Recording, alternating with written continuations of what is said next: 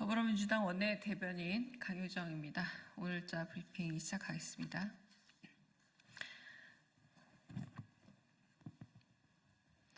탄핵의 버튼은 대통령 자신이 눌렀습니다.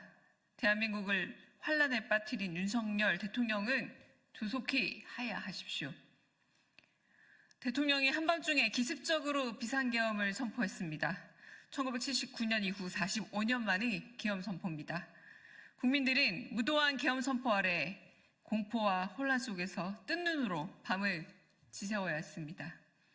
계엄령을 내린 이유도 터무니없이 황당합니다. 민주당의 권력기관 특활비 삭감과 검사, 감사원장 탄핵을 내세웠습니다.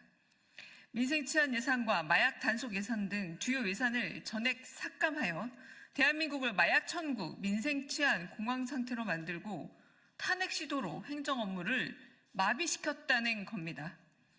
체제 전복을 노리는 반국가 세력을 척결하겠다라고 했습니다.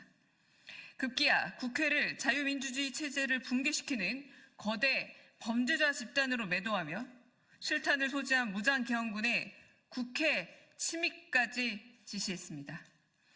극우주의적 망상에 사로잡혀 대통령의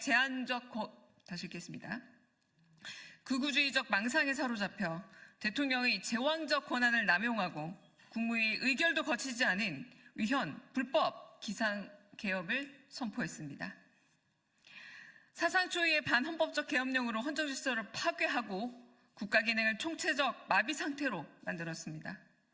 헌법은 대통령 임기 중 불소추 특권을 보장하고 있지만 내란을 꾀한 경우는 예외입니다. 내란을 일으켜 국가를 비상사태로 만들고 국민을 겁박한 대통령을 즉각 하야하십시오. 탄핵의 버튼을 누른 건 대통령 자신입니다.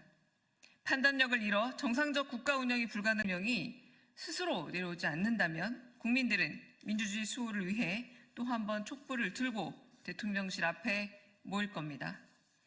한밤중에 기습 비상계엄 선포로 밤을 잃고 잠을 잃고 쉼을 잃은 국민들께 위로와 감사의 말씀을 전합니다.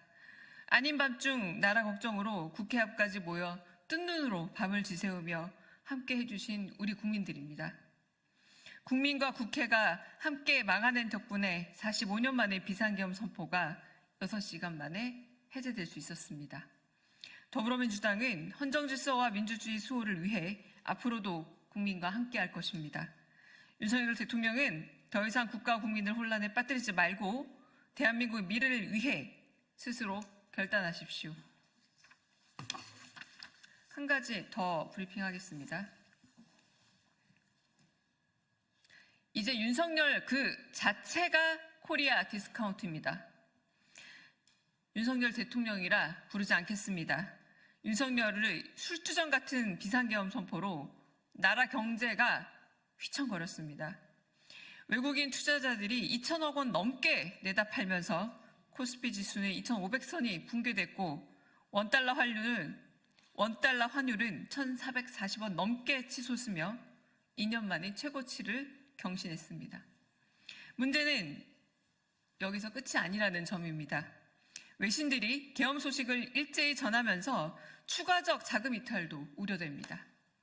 고작 6시간 지속된 비상계엄의 후폭풍을 우리 국민과 서민들이 고스란히 지게 생겼습니다. 이제 윤석열 그 자체가 코리아 디스카운트입니다. 대한민국 영업사원 1호는 하루빨리 해고해야 마땅합니다. 제2의 백종원을 1000명 육성해 소상공인 자영업자를 살리겠다더니 바로 이튿날 비상계엄을 선포하는 게 제정신입니까?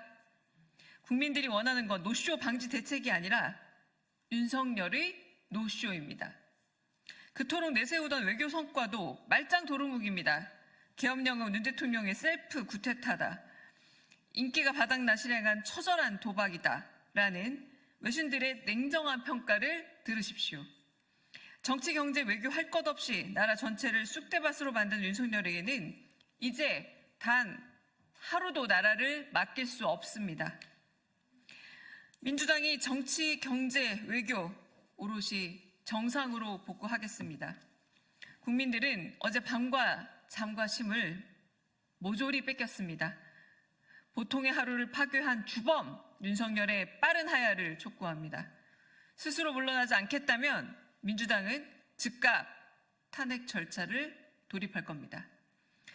더 늦기 전에 국민의힘도 빨리 동참 의지를 밝히십시오. 그것이 국민의 진짜 힘으로 거듭나기 위한 마지막 방법입니다. 브리핑 마치겠습니다. 감사합니다.